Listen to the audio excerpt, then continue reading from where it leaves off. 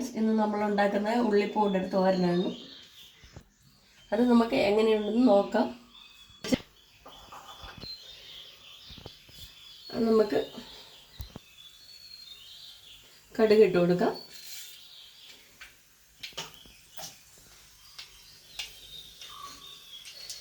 കടുക് ഇട്ടതിന് ശേഷം നമുക്ക് കുറച്ച്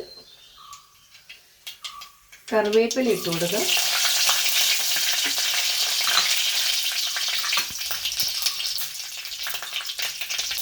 തേങ്ങ, ചെറിയുള്ളി, പച്ചമുളക്, കറിവേപ്പില ഇതെല്ലാം കൂടി നമുക്ക് ഈ തേങ്ങയ്ക്കകത്തോട്ട് ഇട്ട് കൊടുത്ത് നമുക്കിതൊന്ന് ഉപ്പും കൂടെ ഇട്ടൊന്ന് മിക്സ് ചെയ്ത് കൊടുക്കാം. അത്യാവശ്യമുള്ള ആവശ്യത്തിനുള്ള ഉപ്പ് ഇതിനകത്ത് ഇട്ടിട്ട് നമുക്കൊന്ന് കൈ കൊണ്ട് ഞെരടി കൊടുക്കാം. ഞെരടി കൊടുത്തതിന് ശേഷം നമ്മൾ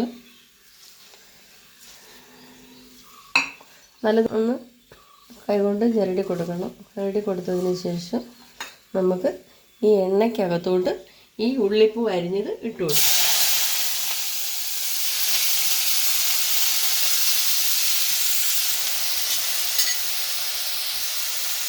നമുക്കിതൊന്ന് ഇളക്കി കൊടുക്കാം. ഇളക്കിയതിന് ശേഷം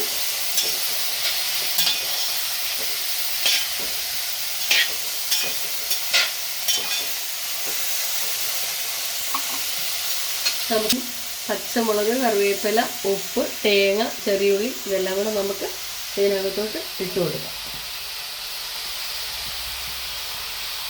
ഇട്ട് കൊടുത്തതിന് ശേഷം ഇത് നമുക്ക് ഇളക്കി കൊടുക്കാം. ഇത് നല്ലതുപോലെ ഇളക്കി കൊടുക്കണം. ഇളക്കി ഒന്ന് ആവിക്ക് വേകാനായിട്ടോ. നമ്മളത് വെള്ളമൊന്നും ഒഴിക്കുന്നില്ല. നല്ല ഇളം പൂവിൻ്റെ തണ്ടാണ്. അതുകൊണ്ട് ഉള്ളിപ്പൂവെന്ന് പറയും, ഉള്ളിത്തണ്ടെന്ന് പറയും. അത് നമുക്കിങ്ങനെ നന്നായിട്ട് ഇളക്കി കൊടുക്കാം. ഇളക്കി കൊടുത്തതിന് ശേഷം ഇതിനകത്ത് മഞ്ഞപ്പൊടിയൊന്നും ഇടത്തില്ല. ഇങ്ങനെ തന്നെ ഈ വെളിച്ചെണ്ണ എണ്ണയെന്ന് പറയുന്നത് ഞാനിവിടെ വെളിച്ചെണ്ണ തേങ്ങ എണ്ണയാണ്, കോക്കനട്ട് ഓയിലാണ് നമ്മൾ ഇതിന് ഒഴിക്കുന്നത്. അപ്പോൾ നമുക്കിതൊന്ന് അടച്ച് വെച്ചിട്ട് വേവിച്ച് കൊടുക്കാം.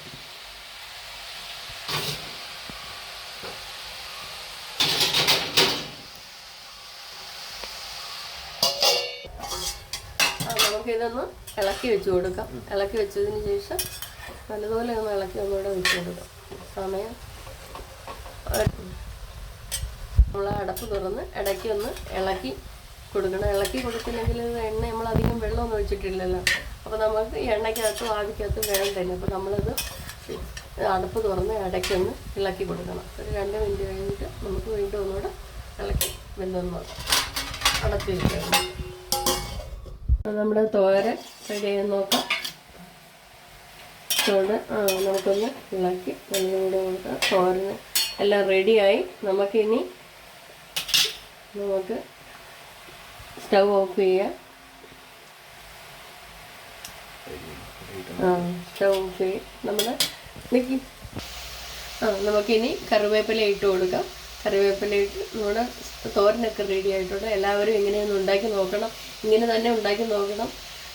ഇഷ്ടമായെങ്കിൽ ലൈക്ക് ചെയ്യുക, ഷെയർ ചെയ്യുക, സബ്സ്ക്രൈബ് ചെയ്യുക.